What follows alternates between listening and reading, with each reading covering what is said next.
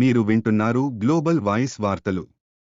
రేపు సాగర్ను సందర్శించనున్న deputy CM Bhatti Vikramarka.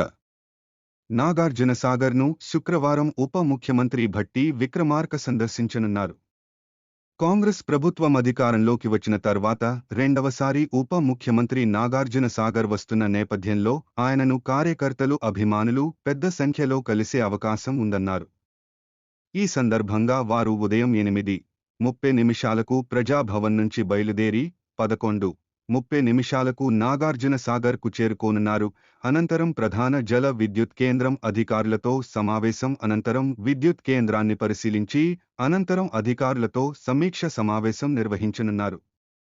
ఈ కార్యక్రమంలో జల విద్యుత్ కేంద్రం అధికారులు, ప్రాజెక్ట్ అధికారులు పాల్గొననున్నారు.